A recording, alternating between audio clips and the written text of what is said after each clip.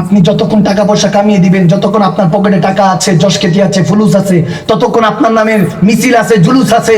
যখন টাকা শেষ, ক্ষমতা শেষ, ফুলুস শেষ, খোদার কসম করে বলছি আপনটাই আপনার দাফন করার জন্য ব্যস্ত হয়ে যাবে, ঠিক না?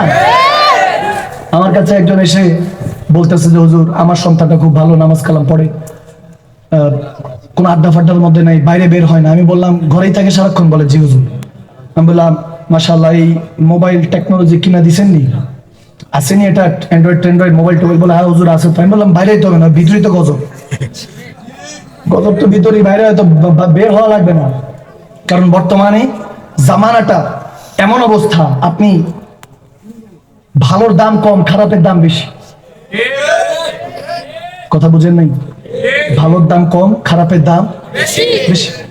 এক ব্যক্তি বাজারে গেছে, যেটার দাম শুনে কয় এত আগুন কেন, কোনটা কিনবো, কোনটা খামো, কিছুই তো বুঝতেছি না। বলে সস্তা কিছু পাওয়া যায় না? দোকানদার হাসি দিয়ে বলতেছে হাজরা, সব দাম আছে, মানুষের দাম নেই। সস্তা কেবল মানুষ, মান আছে কিন্তু হুঁশ নাই। আজ মানুষের মান আছে, হুঁশ নাই। সভ্য জাতি গড়তে বসেছি আমরা, সভ্যতা গড়তে গড়তে নিজেরাই অসভ্য হয়ে গিয়েছি। বর্তমানে এরকম অবস্থা হচ্ছে। বললাম না, হকের দাম তখন পাবেন আপনি যখন নিজেকে পরিবর্তন করবেন। You have to change yourself. নিজেকে নিজে পরিবর্তন করতে হবে, অন্য কেউ এসে পরিবর্তন করে দিয়ে যাবে না। আপনি যখন নিজের সাথে নিজে একটা পরামর্শ করবেন যে আজকে থেকে, today is gift for you, আজ আপনার জন্য তোহফা। যদি দেখেন অতীত, পাস্ট ইজ হিস্ট্রি, অতীতটা হলো ইতিহাস, ফিউচার ইজ মিস্ট্রি, আপনি জানেন না ভবিষ্যৎ কি। প্রেজেন্ট ইজ গিফট, বর্তমানটা হলো আপনার জন্য গিফট, তোহফা। আল্লাহ রসুলের পক্ষ থেকে বর্তমানটা আপনার তোহফা, যেটা আপনি ধরতেও পারেন না। কসম করে বলছি, রসুল আরবি আপনার জন্য এখনো রব্বি হাবলি উম্মতি বলে কাঁদছে। এখন যদি মনোযোগ দিয়ে শুনে থাকেন, তার মানে হেদায়েতের রাস্তাটা এখন আপনার জন্য আল্লাহ খোলা রেখেছে। সুবহানাল্লাহ। এখনো যদি শুনেন আমার কথা, এত রাতে ঠান্ডা উপেক্ষা করে যদি আরামের ঘুমকে হারাম করে এখনো বসে থাকেন, কসম করে বলছি আল্লাহ রসুল এখন আপনাকে ভালোবাসে, দরজাটা এখনো খোলা আছে। চলে আসুন বান্দা, আর কত এখন যদি ঘুমাতে যান, এই পিঠ হন, ঘুম না আসে, বুঝবেন রবের দরবারে ফেরার সময় হয়েছে। ঠিক কিনা? যদি দেখেন উঠার সময় হাত লাগে, সোজা উঠতে পারেন না, বুঝবেন তাহলে আপনার আল্লাহ রসুলের দরবারে ফেরার সময় হয়ে গিয়েছে, ঠিক কিনা? আগে দাড়ি ছিল না, দাড়ি উঠে গিয়েছে, চামড়ার ভাঁজ পড়ে গিয়েছে জেসমে। যদি দুই হাত দিয়ে আপনকে দাফন করে আসেন, কসম করে বলছি ফিরে আসুন আল্লাহ রসুলের পথে। আজকে যে গর্তটা আপনি খুঁড়েছেন অন্যের জন্য, একদিন আপনার জন্য খোঁড়া হবে বান্দা। এই দুনিয়া ধোঁকা, এই দুনিয়া সিজুল মুমিন ওয়া জান্নাতুল লিল কাফির। দুনিয়াটা মুমিনের জন্য জেলখানা, আর আপনি এটাকে আরামখানা বানাবার চেষ্টায় আছি। না না না না, আপনি যদি খেয়াল করেন, হযরত ওমর ইবনে খাত্তাব রাদিয়াল্লাহু তাআলা যখন আমিরুল মুমিনিন, খুব তখন অবস্থা ইসলামের খুব ভালো, জয় জয় ধ্বনি সারা পৃথিবীতে চলছে। রোম সালতানাতের বাদশা, উজির আজমরা হযরত ওমরের সাথে দেখা করতে আসতো। এখনকার শাসন ওরকম হওয়া দরকার। ভাইয়ের আমার, বাবার আমার, এই ইসলাম এখান থেকে শুরু হয়েছে। সিলেট বাসিন্দাদের উদ্দেশ্যে বলছি, মৌলভীবাজার, হে সিলেটবাসী, আপনারা উঠুন। আপনারা উঠলে হয়তোবা 63 জেলাটা পরিবর্তন হবে। হয়তোবা এই 64 জেলা, 65 জেলা, আমাদের এই শহরগুলি, গ্রামগুলি যদি আবার আবাদ হয়, আমরা ওই দিনকে, ইসলামকে কোথায় জানি ছেড়ে রেখে এসেছি। ওই জঙ্গল থেকে আবার আমাদেরকে দিনটা আমাদের গ্রামে, আমাদের শহরে নিয়ে আসতে হবে। আমাদেরকে ওইভাবে আবার গড়তে হবে যে ভাই ওমর ইবনে খাত্তাব রাদিয়াল্লাহু তাআলা নিজের জিন্দেগিকে রাসূলের পাকের রঙে রঙিন করেছেন। সুবহানাল্লাহ। হায় হায়, ওমর ইবনে খাত্তাবের জামানা। সব সাহাবারা বলতেছে এখন তো টাকা পয়সার অভাব নাই।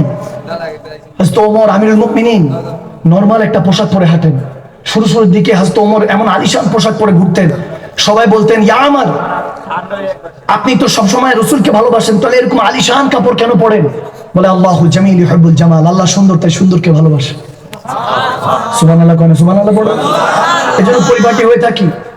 তো বলে কেন এত আলিশান পোশাক কেন পড়েন? বলে এই জন্য পড়ি যাতে দুনিয়ার বাদশা, নেতা, খেতা এগুলো এসে মনে না করে আমার নবী যে সিম্পলিসিটি পছন্দ করে, যে একদম সাধারণ ভাবে চলাফেরা করে, এটা দেখে এই না মনে করে যে আমার নবী হয়তো বা গরিব। না না, এই জন্য বাদশা সেজে থাকি, যাতে বুঝে বাদশার যদি মাকাম এরকম হয়, তাহলে শাহিনশাহ মদিনার মাকাম কোথায়, ঠিক না? এই জন্য ওমরকে দেখি তো আজ করতে বলতে যে আরে বাপরে, বাদশা যদি ইনি হয়, ওনার বাদশা যিনি, উনি জানি কি অবস্থা। নবীকে দেখে এমনি টাসকি খেত, নবীজি এমনি হাঁটতো। সুবহানাল্লাহ। হায় হায়, नीची नजरे ऊंची खबरे वो दिखा के सुखान वो सुना के पवन ले गया मेरा तन मन धन। যখন ওই রকম অবস্থায় আমার নবী হাঁটতেন, নবী যখন চলতেন মনে হতো জামানা তার পিছনে পিছনে চলতেছে। সুবহানাল্লাহ।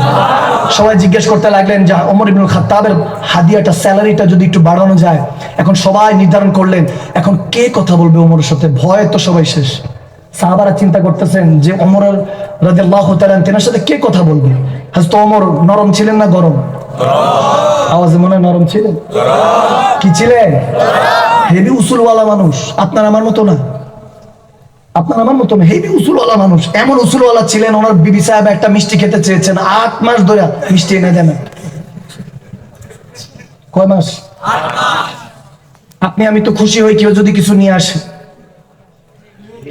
আমরা দিয়ে খুশি হই। আল্লাহ আল্লাহ রসুলের সিস্টেম হলো নিয়ে খুশি হয়।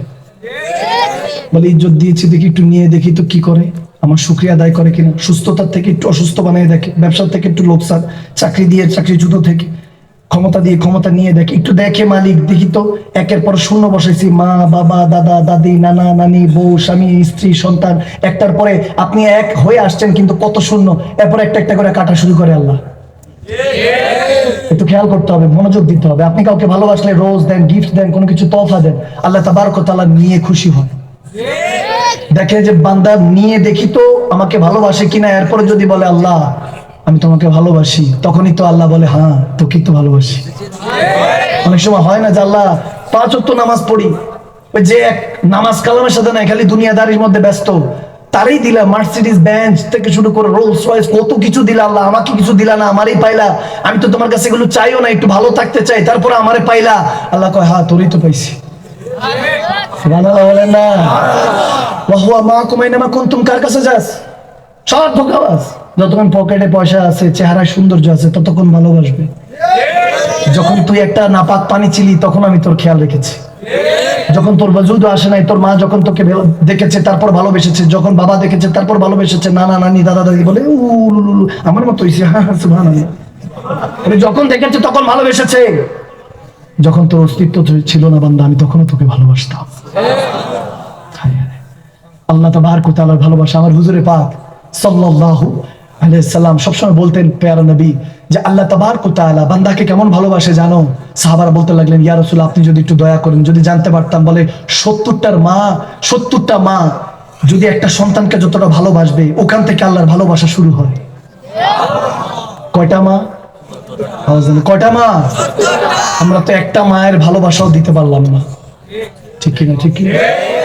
গতকালকে আমার সফর সঙ্গীকে বলতেছি আল্লাহর কাছে ক্ষমা চাওয়ার যোগ্যতাও হাসিল করিনি, তারপরে তিনি বারবার, আমরা যখন কারোর উপর রাগ হই ক্ষমা করতে কষ্ট হয়। যদি ধরেন কোনো মেয়ে তার বাবাকে ধোকা দিয়ে আরেকটা ছেলের হাত ধরে চলে গেল বেগানা, নাউজুবিল্লাহ, বাবাটার কষ্ট হয় কি হয় না? আওয়াজ দেন, হয় কি হয় না? এরপর যদি সন্তান নিয়ে আসে, নাতি নাতি নিয়ে আসে, দেখা যায় মাফ করে দেয়, কিন্তু অন্তরে কষ্টটা রয়ে যায়।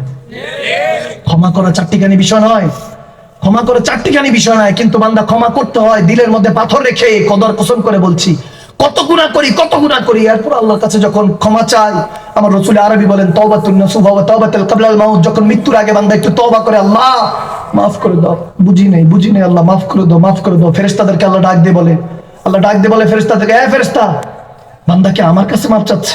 ফেরেশতারা বলেন হ্যাঁ আল্লাহ আপনার কাছে, আমাকে দেখে নাই তারপরও মানে যে আমি আছি। ফেরেশতারা বলে হ্যাঁ আল্লাহ মানে যে আপনি আছেন। আল্লাহ তাবারক ওয়া তাআলা বলতে থাকে তার ওই চোখের এক ফোঁটা পানি দিয়ে তার সমস্ত গুনাহগুলিকে মাফ করে দেয়, মুছে দেয়। সুবহানাল্লাহ। রিক্কাতুল দুমু রিক্কাতুল বুকা, আপনার এক ফোঁটা চোখের পানির দাম আপনি আমি জানি না। এক ফোঁটা চোখের পানি আপনি ইরাদা করেন, কসম করে বলছি। যখন কাজী সিয়াদ জমিনে, আমার হঠাৎ মনে পড়ছে সাদ বিন আবি ওয়াক্কাস রাদিয়াল্লাহু তাআলা যখন জাহাজ নিয়ে যাচ্ছেন, দেখা গিয়েছে এত সমুদ্রের মধ্যে একটা ঢেউ উঠলো, ওই যেটা প্রোটেকশনের জন্য যেই তলোয়ার ছিল, যেটাকে ঢাল বলা হতো, ওই ঢাল লোহার ছিল, ওই ঢাল দেখা গিয়েছে পড়ে গিয়েছে কয়েকটা। মুসলমানরা এসে বলতে লাগলেন হুজুর, সাদ বিন আবি ওয়াক্কাস রাদিয়াল্লাহু তাআলা, হুজুর আমাদের তো ঢাল পড়ে গিয়েছে তুফানে, কি করব? বলে বাস এতটুকুই, আচ্ছা দাঁড়াও, সমস্যা নাই, আমরা সেই রসুলের পাকের গোলাম, আল্লাহর বান্দা, টেনশন নিও না। দোয়া করতে লাগলো, এই সমুদ্র তোমাকে আমি বলছি, আমি রসুলের পাকের উম্মত, আল্লাহর বান্দা, হুকুম দিচ্ছি আমাদের ঢালগুলি ফিরিয়ে দাও। বলতে দেরি না, একটা ঢেউ এসে সমস্ত তলোয়ারের ঢালগুলি আবার ওই জাহাজের মধ্যে ফিরিয়ে দিল। সুবহানাল্লাহ। তিনি যেই নবীর কলমা পড়েছে আমরা তো সেই নবীর কলমা পড়েছি। তিনি যে নবী আল্লাহ দোহাই দিয়েছে, আমার মালিক আমার আপনার মালিক তো সেই খোদা, সেই বাড়ি তাল্লাহ, ঠিক কিনা?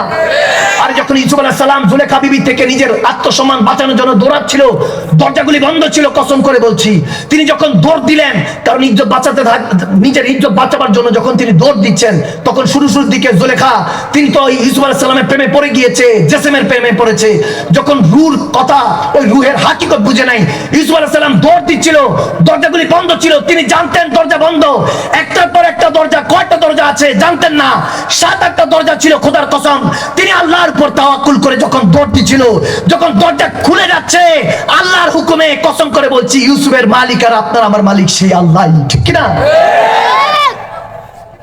আপনি শের খোদা আলী কারামাল্লাহু ওয়াজহিল কারীম সবসময় বলতেন, আমার দয়াল নবী বলতেন, যত মুশকিল তত আসান। যে মুশকিল তোমার জন্য এসেছে, কসম করে বলছি এরপরে যে আসান আছে ওটাই তোমার জন্য তোহফা হিসেবে রাখা হয়েছে। সুবহানাল্লাহ, ইন্নাল্লাহা মা'আস সাবিরিন। ধৈর্যশীলদের সাথে থাকেন কে? আল্লাহ। আমরা এখন ধৈর্য ধরি কিন্তু আল্লাহকে ধরতে ভুলে গেছি। আল্লাহ বলেন ইন্নাল্লাহা, আমি আছি। কে আছে? কে আছেন? আল্লাহ। আল্লাহ বলছে ইন্নাল্লাহা, আমি আছি ধৈর্যশীলদের সাথে। তো ধৈর্য তো ধরলাম বান্দা, আল্লাহকে ধরতে ভুলে গেলাম। নয়তো একটু চেষ্টা করে যে ডানে বামে কোথায় আল্লাহ আছে ধরতে যদি না পারি, তখন আমরা নিজের থেকে যদি বলতাম আল্লাহ ধৈর্য ধরেছি, তুমি আমাকে ধরে রেখো। সুবহানাল্লাহ, সুবহানাল্লাহ পড়বেন না? এখন আমরা ধৈর্য ধরি, কিন্তু ঈমান ওই ধৈর্য থেকে যদি একটু মালিকের কাছে থাকতো, যে আল্লাহ তুমি তো আছো, তুমি তো আছো, যদি এতটুকু চিন্তা করতাম, তাহলে কসম করে বলছি দিলে দুনিয়াটা আবাদ হয়ে যেত। জুবান দিয়ে যা বলতেন তাই হতো। এখন জুবান দিয়ে আমরা বলতে থাকি আমার নবী 8-10টা মুর্দা মানুষের মতো মদিনাতুল মুনাওয়ারায় পড়ে আছে, নাউজুবিল্লাহ। আমার নবী নাকি হায়াতুল নবী না, জিন্দা নবী না। মুফতি সাহেব, আপনি আমি যেই নবীর কালমা পড়ে, যেই নবীর কোরআন সুন্নাহ পড়ে, যেই নবীর সিনার মধ্যে কোরআন নাজিল হয়েছে, সেই নবীর হাদিসে মুবারাকা পড়ে বলতেছি যে উনি মুর্দা, নাউজুবিল্লাহ, মিশে গিয়েছে মদিনাতুল মুনাওয়ারায়। আস্তাগফিরুল্লাহ সুম্মা মাআযাল্লাহ। বান্দা আপনি বলেন নবী উম্মতকে কিছুই দিতে পারে না? না না, যারা বলে নবী কিছু দিতে পারে না, নবী মুর্দা, তাদের দিল মুর্দা, তাদের খানদান মুর্দা, ঠিক না? আমার নবী হায়াতুল নবী, জিন্দা নবী। আপনি আমার কাছে আসেন, ভাটার থেকে ওষুধ খাওয়ানেওয়ালা, আমি গুনাহগারের কাছে, মাদানী সাহেবের কাছে আসেন, ওয়াল্লাহি বিল্লাহি তাল্লাহি আপনার কোন সমস্যা আছে আসেন, পানি পরে দিব আপনাকে। ওষুধ খাওয়ানেওয়ালারা পানি পরা ওই 41 দিন পান করবেন, মৃত্যু ছাড়া আপনার সমস্ত রোগ যদি ভালো না হয়, আমি মাদানী সাহেবকে 22 তালাক দিবেন, আমার খেতাবাত ওয়াজ আপনার জন্য হারাম হয়ে যাক যদি ভালো না হয়। আর যদি সুস্থ হয়ে যান, আমি পানির কথা বলছি, যেটা পড়ে কোরআন সুন্নাহ থেকে পড়ে আপনাকে দিব। যদি ভালো হয়ে যায় দোয়া করবেন আর বলবেন এটা তো খাদেমের শান। বলছি ये तो था शान खिदमतगारों की, सरदार मदीने का आलम क्या होगा। এটা মদিনাওয়ালার গোলামের কথা বলছি। তাই শাহিন সাহেব মদিনার মাকাম কি হবে, যেনাকে খুদ রব্বুল আলামিন বানিয়েছেন, পড়িয়েছেন, সাজিয়েছেন, কিনা? जो मुर्दा कहे वही मुर्दा है वल्लाह, जहन्नम में उसका नाम कुंदा है वल्लाह, तू जिंदा है वल्लाह, तू जिंदा है वल्लाह। अमन नबी हयातुन नबी, जिंदा नबी, मेरे चश्मे आलम से छुप जाने वाले, या रसूल अल्लाह, या हबीब अल्लाह, আপনি জিন্দা, আপনি হায়াত হয়ে আছেন, আপনি দেখছেন আমাদেরকে আল্লাহর হুকুমে। ওয়াল্লামাকা মা লাম তাকুন তা'লাম ওয়া কানা ফাদলুল্লাহি আলাইকা আযীমা। আপনি আল্লাহর হুকুমে সব দেখছেন, কিন্তু আপনি আমাদের চোখের আড়াল হতে পারেন, কিন্তু মনের আড়াল না। সেই নবী মনের আড়াল না। আর নবী আওলা বিল মুমিনিনা মিন আনফুসি, নবী মুমিনের জানের চেয়ে নিকটে। কোথা থেকে নিকটে? আওয়াজ দেন।